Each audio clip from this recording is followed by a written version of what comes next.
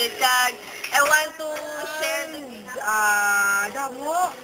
I want to know God even more. So, kung pagit mo save ang family ko, I want to win souls and make disciples and join Christian. The reason why, at first, gusto ko makabawi kay God.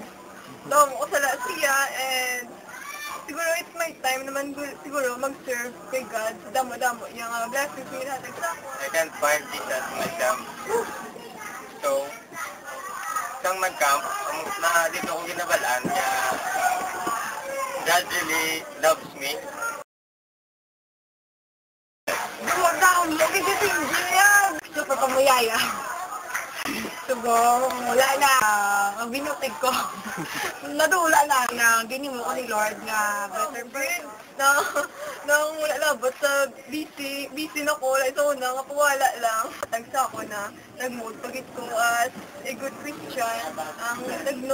Ay, so yung akong purpose sa life ko. And that is to make disciples. May attitude. Naging confident ko sa to face other people, and nag-confident ko mag-share ng words ni God sa akong mga friends nga naging small group ko. And mga issue ko sa mula, iwasan ko na. Hanggang bad words, ginawasan ko.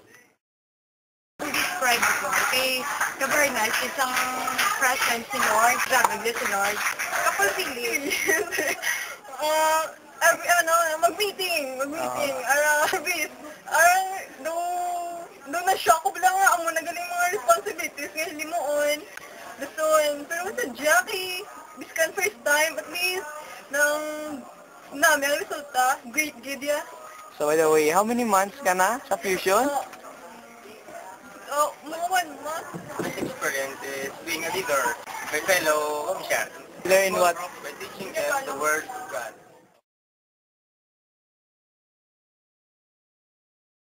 Is to win souls and make disciples.